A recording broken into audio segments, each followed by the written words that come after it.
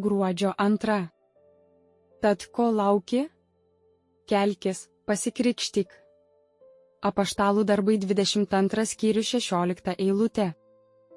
Šiame aprašyme duotas geras pavyzdys, kurį turėtų sekti visi, kurie turi įtakos kitiems ir stengiasi kitus atvesti į teisingą kelią. Raginkite juos skubiai, visiškai ir iki galo paklusti, visiškai išpažinti viešpatį ir tiesą. Ir jeigu jie nepajus noro neatidėliotinai paklusti, kai savo tikėjimo akimis pamatė viešpatį, o ausimis išgirdo jo balsą, tai bus dar mažiau paklusnus vėliau, kai pasaulis, kūnas ir velnias pasakys jiems: nebūkite kraštutinių pažiūrų, geriau būkite nuosaikus, nepasišvęskite viešpačiui pilnai.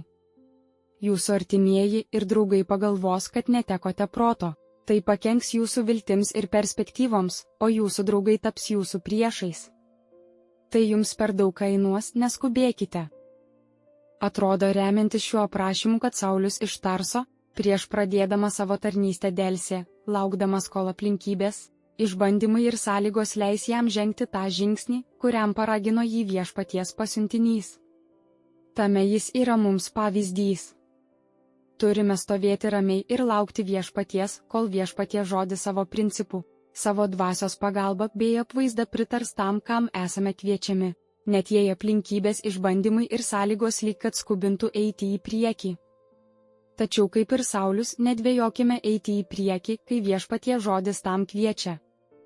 Sėkmingas pasipriešinimas netinkamam spaudimui eiti į priekį, pergalingas laukimas viešpaties, kol jis pakvies mus eiti į priekį. O tuomet greitas paklusnumas tai pasiekimas garbingo laipsnio charakterio tobulėjimo srityje. Atrodo, kad jokioje kitoje mūsų krikščioniško charakterio srityje nesame taip dažnai bandomi, kaip šioje, ypatingai kai esame viešpaties žmonių vadais. Klausimai: ar šią savaitę neatidėliodamas ir greitai paklusau? Kodėl, kokios buvo pasekmės? Tad ko lauki? Kelkis, pasikrikštyk.